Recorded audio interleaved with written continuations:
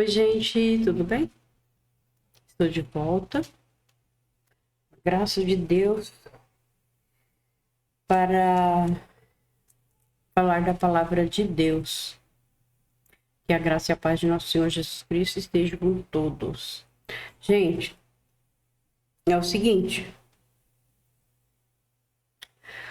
nós terminamos, né? Vocês que estão me acompanhando, nós terminamos de ler o Antigo Testamento, que é a Antiga Aliança, e agora nós vamos para o Novo Testamento, que é a Nova Aliança, né?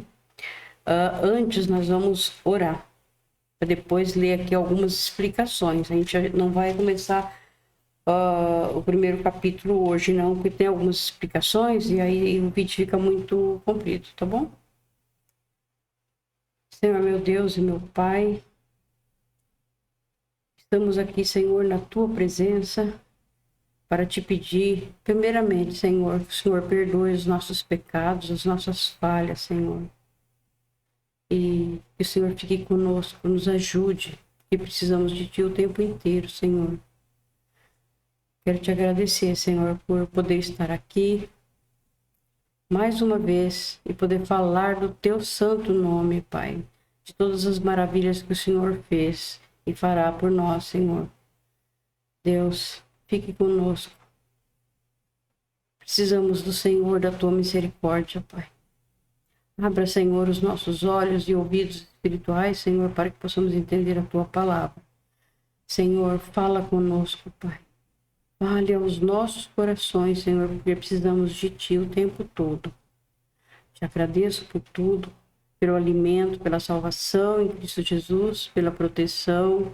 Obrigado por ter nos levado ontem no nosso passeio, nossa comunhão com os irmãos, que foi no dia de ação de graças, que o Senhor nos levou e nos trouxe em segurança a todos nós, Pai. Obrigado por ter nos protegido, por ter nos ajudado, estado sempre conosco, Pai.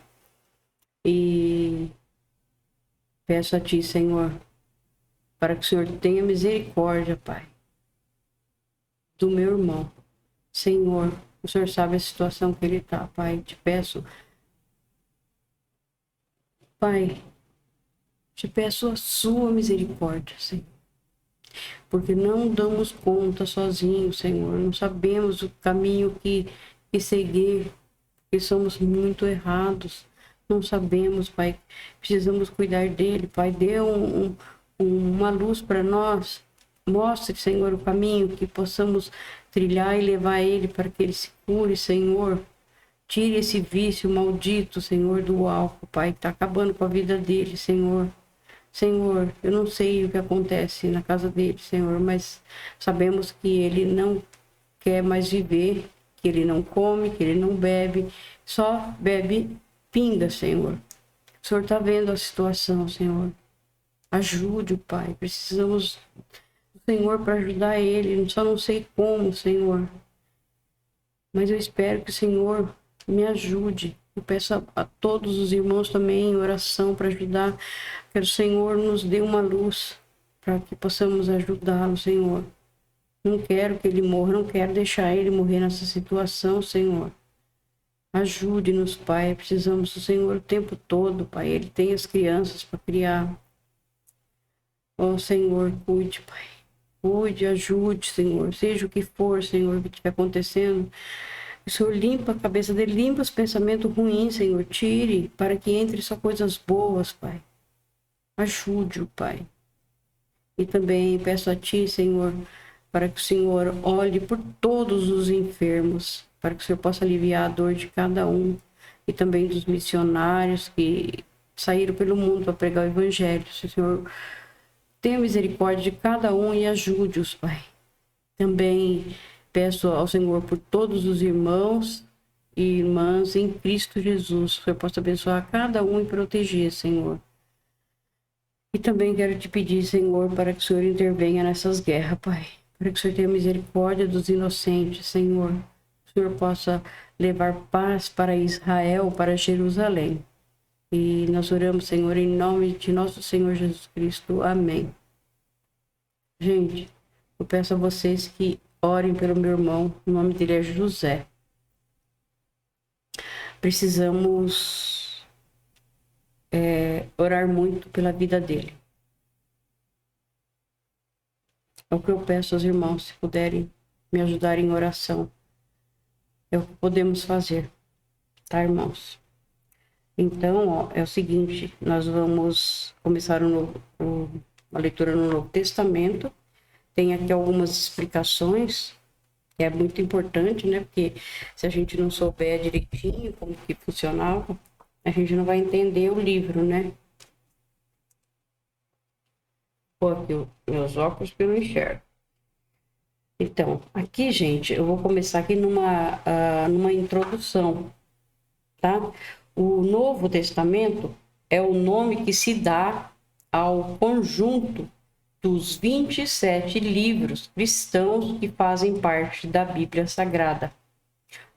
O adjetivo novo contrasta esta coleção de escritos cristão com os 39 livros da Bíblia hebraica. Essa aqui que é a Antiga Aliança, né? Os 39 livros. Que os cristãos chamam de Antigo Testamento, né? Isso que eu acabei de falar. A palavra testamento quer dizer aliança. Deus havia feito uma aliança com o seu povo escolhido, o povo de Israel. Eles seriam o seu povo e ele seria o Deus deles, né? Vocês viram lá quando lemos a Antiga Aliança, né? Por meio do profeta Jeremias, Deus prometeu fazer uma nova aliança com o seu povo. Também tá, né? Eu acho que vocês que já viram o vídeo, vocês lembram quando foi que o Senhor falou com Jeremias e ele explicou a profecia.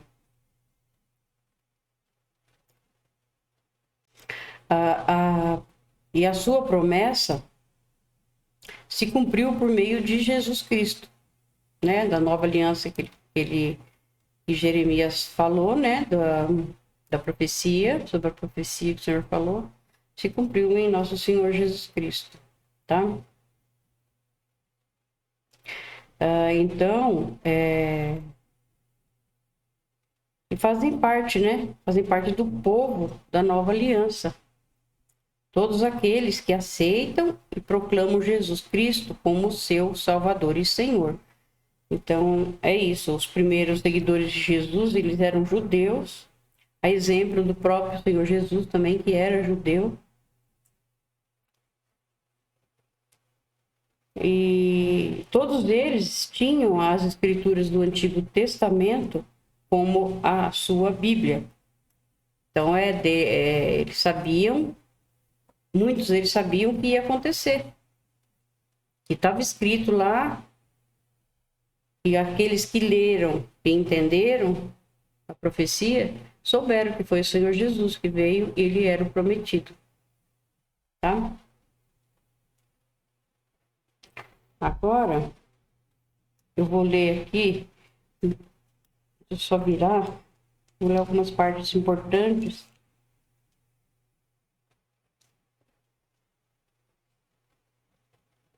Aqui, gente, é sobre o mundo do Novo Testamento, a situação política. Como sempre, né, a política está sempre no meio e religião no meio da política e vice-versa, né? Quando Jesus nasceu, a terra de Israel fazia parte do Império Romano e era governada pelo rei Herodes, o Grande. Depois da morte de Herodes, o reino foi dividido entre os seus filhos Arquelau, tetrarcas da Judéia e Samaria, Herodes Antipas, tetrarca da Galileia e Pérea, e Filipe, tetrarca da Etureia, Traconites e outras regiões orientais do norte. Então, ó, no ano 6 depois de Cristo, Arquelau foi deposto pelo imperador Augusto e dali em diante a Judéia foi governada por procuradores romanos. E um deles, né, foi o Pôncio Pilatos, que todo mundo já ouviu falar. Ele governou, né, de 26 a 36 depois de Cristo. Então aqui é isso. Deixa eu ver. Aqui eu quero ler para vocês a situação religiosa. No primeiro século da era cristã, Jerusalém era a cidade de Deus e o templo era onde ele se fazia presente entre o seu povo. Ali os judeus ofereciam seus sacrifícios. Jerusalém era o palco das grandes festas religiosas, como destaque para a Páscoa, a festa da colheita, a festa das barracas e as festas das barracas. E nessas ocasiões, todos os homens judeus deviam ir a Jerusalém e participar dessas festas. O grande sacerdote ele ocupava o mais alto cargo da hierarquia religiosa dos judeus. E ele era o presidente do conselho superior. Ele era o que mandava mais ali, né? Uma legia muito atacada. E o Conselho Superior, integrado por 71 membros, inclusive o presidente. Uma vez ao ano, no dia do perdão, ele entrava no lugar santíssimo do templo e ali oferecia sacrifício para conseguir o perdão dos seus próprios pecados e dos pecados do povo de Israel, também que a gente já leu, né, no Antigo Testamento. Aqui eu quero falar com vocês o seguinte: aqui, partidos religiosos e políticos do Novo Testamento. Muitas vezes a gente se pergunta quem são fariseus, quem são os mestres da lei, quem são os nacionalistas, os nicolaítas. A gente não sabe, né? Eu vou ler para vocês aqui, tá? Os fariseus, um dos principais grupos religiosos dos judeus. Eles seguiam rigorosamente a lei de Moisés, as tradições e os costumes dos antepassados. Eles foram contra Jesus. Eles seguiam tantos costumes que só seguiam os costumes mesmo. Ler e entender a Bíblia acabava que não entendia e aí não soube que Jesus era o Messias, né? Não aceitaram. Então, alguns desses fariseus, eles tratavam o Senhor Jesus com respeito. Mas era assim, alguns, né? O apóstolo Paulo foi criado fariseu.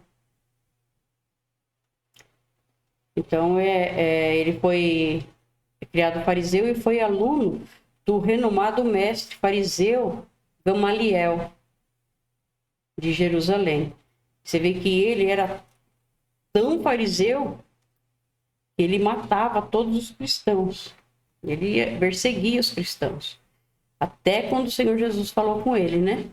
Aí ele caiu em si, os olhos dele foi aberto e ele começou a entender tudo o que estava acontecendo.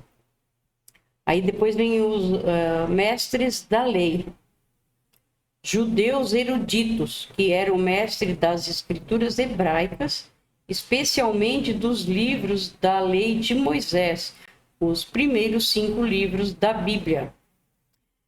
E tem muitos que acreditam mais nesses 5 livros, né? Que são os Pentateucos. Então, eles acreditavam, né? Nos 5 primeiros livros da Bíblia.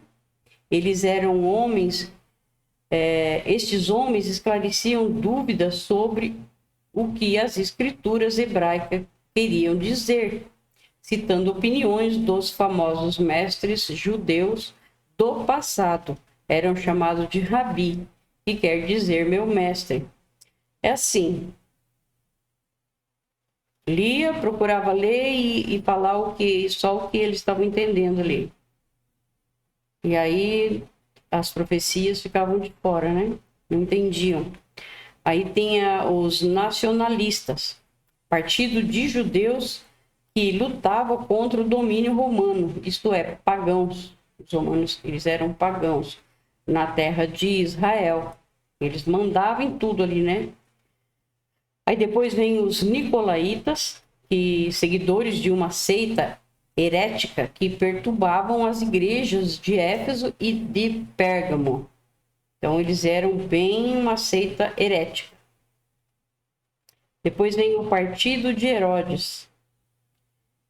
Judeus que preferiam ser governados por um descendente do rei Herodes, o Grande, em vez de um governador romano como Pôncio Pilato. Então tinha as suas preferências como hoje, né? Um prefere a esquerda, outro prefere a direita. Ela também tinha. Um preferia Pôncio Pilato, o outro preferia o Herodes, né?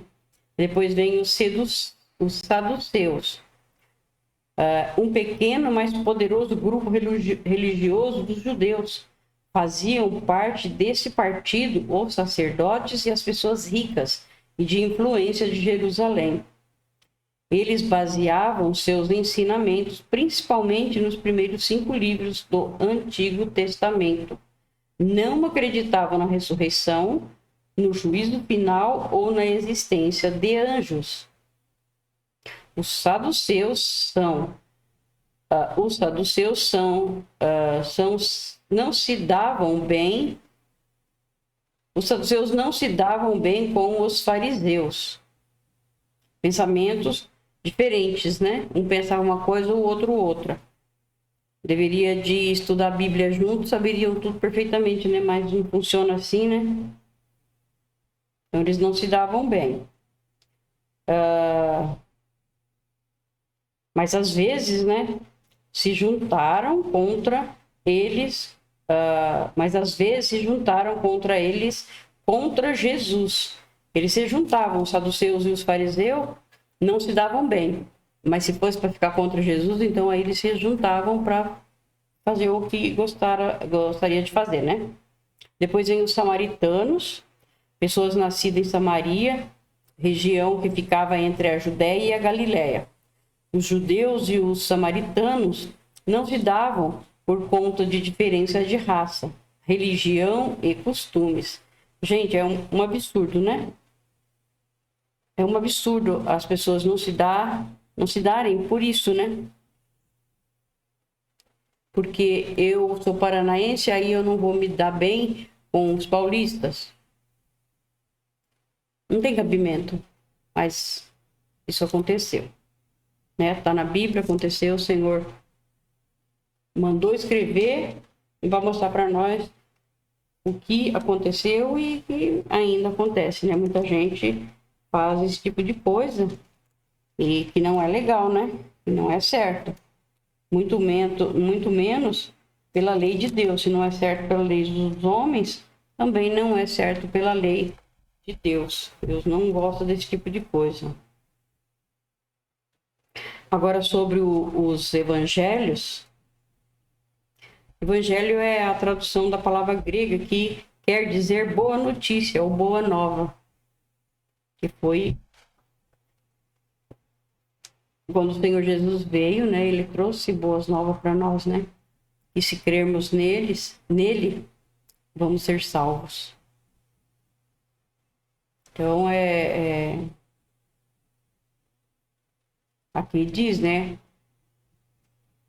No Novo Testamento, a palavra quer dizer a boa notícia, que fala a respeito de Jesus Cristo, Filho de Deus. Mensagem que traz salvação e vida eterna a todos que a aceitam.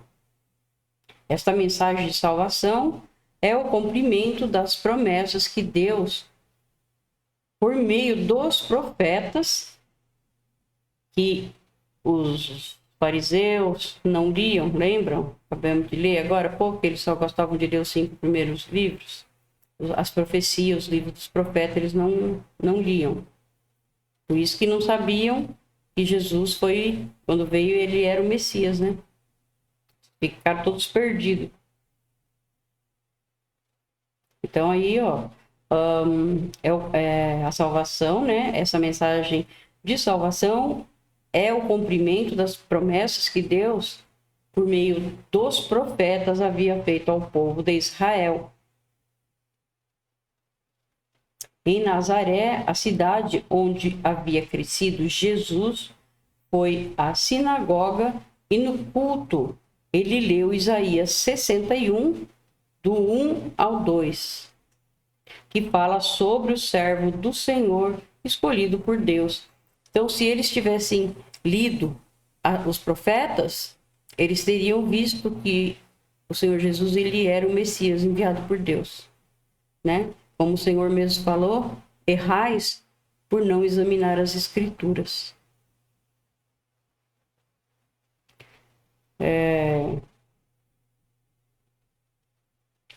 Então, o Senhor Jesus, né, ele foi o servo escolhido por Deus para levar boas notícias aos pobres e anunciar que chegou o tempo em que o Senhor salvará o seu povo. Só ele é o caminho, a verdade e a vida, né? Então, essa mensagem ela é para todos, todos que aceitem, todos que querem ouvir e aceitar, né? É a mensagem que o Senhor deixou.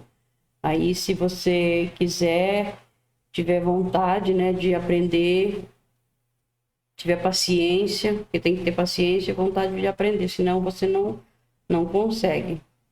Aí, se tiver vontade, aí você vai ouvir, se não pode ler, você vai ouvir. Se você pode ouvir, mas não pode ver, você vai colocar o vídeo rodando e você vai fazer suas coisas e vai ouvir. Assim como eu ouço muitos vídeos o dia inteiro. Então, aqui, ó, depois vem os 4 evangelhos, né? Cada um dos autores dos quatro evangelhos procurou preservar por escrito as boas notícias a respeito da vida e dos ensinamentos de Jesus. Eles não eram historiadores, por assim dizer, eram evangelistas, isto é, escreveram seus relatos para fortalecer a fé dos seus leitores. Ainda bem que eles deixaram escrito para nós, né? Não como que seríamos salvos, né? Então, vamos lá. Deixa eu ver se tem mais alguma coisa para que eu possa ler para vocês aqui. De relevância, né? Importante toda a Bíblia, mas aí precisa ver que nós estamos... Tá. Vou ler mais um pedacinho da introdução. Duas coisas mostram a importância do Evangelho de Mateus. Foi o evangelho mais citado pelos escritores cristãos nos primeiros séculos depois de Cristo e acabou sendo colocado como o primeiro dos 4 evangelhos, na ordem em que aparecem no Novo Testamento. O leitor fica impressionado com a ênfase que esse evangelho dá aos costumes e ensinamentos dos judeus. A primeira coisa é a lista dos antepassados de Jesus, que traça a sua descendência desde Abraão, o fundador da raça e da religião dos hebreus, e inclui o rei Davi, o mais importante de todos os reis de Israel. E aí começa a história, né? Assim começa a história de Jesus,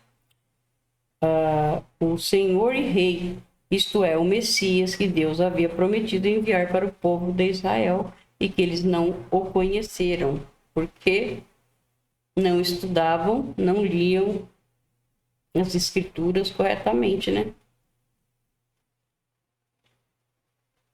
eu ver mais alguma coisa aqui que é relevante. Eu acho que é isso, gente. Depois, se tiver mais alguma coisa, a gente vai fazendo mais vídeos, vai dando mais algumas explicações para não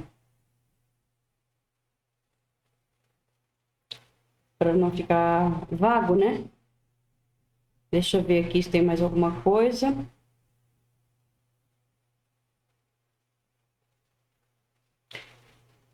Então é isso, gente. Agora, nós vamos, no próximo vídeo, nós já vamos começar com a leitura em Mateus capítulo 1, tá?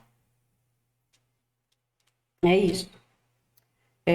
Obrigado, meu Deus, por mais este dia, por poder estar aqui e falar sobre o Senhor, sobre a sua vinda, Pai. Obrigado por tudo. Peço a Ti, Senhor, que abençoe e proteja todos nós, em nome de nosso Senhor Jesus Cristo. Amém.